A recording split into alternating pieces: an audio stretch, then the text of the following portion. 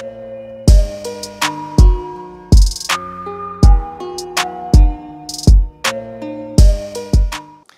jemaat yang dikasih oleh Tuhan. Dalam episode kali ini kita belajar satu topik firman Tuhan yang saya beri judul adalah cara Tuhan itu unik. Cara Tuhan itu unik. Kisah Rasul pasal 8 ayat 26 sampai 28. Kemudian berkatalah seorang malaikat Tuhan kepada Filipus, katanya, "Bangunlah dan berangkatlah ke sebelah selatan menurut jalan yang turun dari Yerusalem ke Gaza. Jalan itu jalan yang sunyi." Lalu berangkatlah Filipus, adalah seorang Etiopia, seorang sida-sida pembesar dan kepala perbendaharaan Sri Kandake, ratu negeri Etiopia yang pergi ke Yerusalem untuk beribadah. Sekarang orang itu sedang dalam perjalanan pulang dan duduk dalam keretanya sambil membaca kitab Nabi Yesaya. Saudara, jalur ini ditunjukkan pada peta adalah jalur dari Yerusalem menuju Laut Mediterania, di mana di sana ada pelabuhan yang akan membawa sida-sida atau pembesar Etiopia ini kembali ke negerinya, ke Etiopia. Nah, pertanyaannya, kok bisa orang Etiopia datang menyembah Allah Israel? Kok bisa pemberitaan tentang Allah Israel sampai ke negeri yang jauh? Saudara, kalau kita lihat episode sebelumnya, kita akan ingat bahwa dulu zaman Ratu Negeri Sheba bisa jadi percaya pada Allah Israel karena perilaku pegawai-pegawai Salomo. Ingat kisah itu ya. Itulah salah satu caranya gitu ya, kenapa kepercayaan Allah Israel itu bisa sampai ke Etiopia. Karena zaman dulu itu dari mulut ke mulut, saudara ya. Oh, tahu nggak ini? Akhirnya kan jadi ramai. Ya. Nah, ini sesuatu yang besar. Saya yakin waktu Ratu Negeri Sheba kembali, sesuatu yang besar.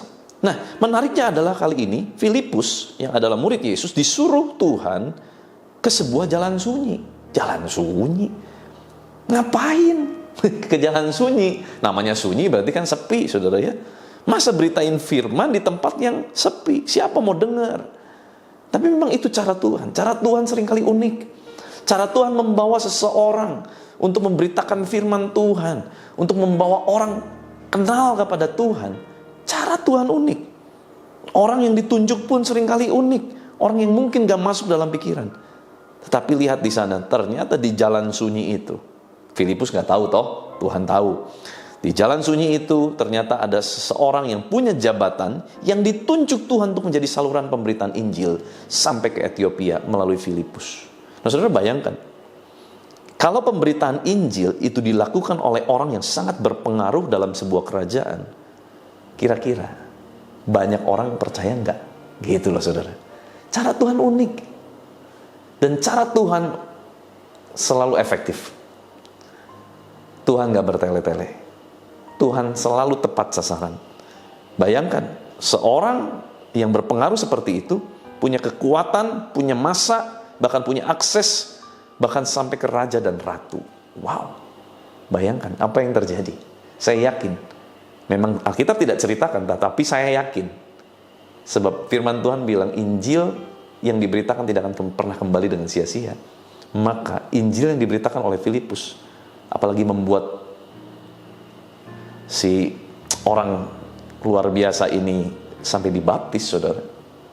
Ini pasti akan terjadi pertobatan besar buat Etiopia pada saat itu. Ikut cara Tuhan memang seringkali unik, saudara ya.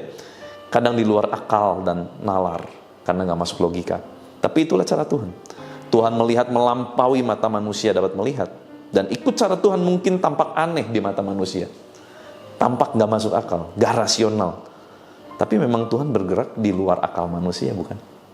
Mungkin Tuhan tuntun kita untuk buka bisnis yang jelas-jelas secara mata jasmani, itu bakal sepi, mungkin. Atau suatu pekerjaan yang jelas-jelas dihindari orang, karena namanya juga sepi. Tetapi kenapa Tuhan malah suruh itu? Apa Tuhan gak salah? Tuhan gak pernah salah, saudara. Asal kitanya peka mendengar, mau melangkah, Tuhan melihat melampaui manusia melihat. Tuhan bergerak dengan cara yang ajaib, sekalipun menurut manusia itu mustahil. Tuhan melampaui kemustahilan. Izinkan saya berdoa buat saudara. Tuhan, terima kasih buat firman-Mu yang mengajar kami, memberikan kami kekuatan. Tuhan, kami tahu di luar kemampuan berpikir kami ada Tuhan, Allah yang melampaui akal manusia. Engkau tidak dapat dibatasi oleh ruang dan waktu. Engkau tidak dapat dibatasi oleh perkara-perkara manusiawi yang manusia kerjakan.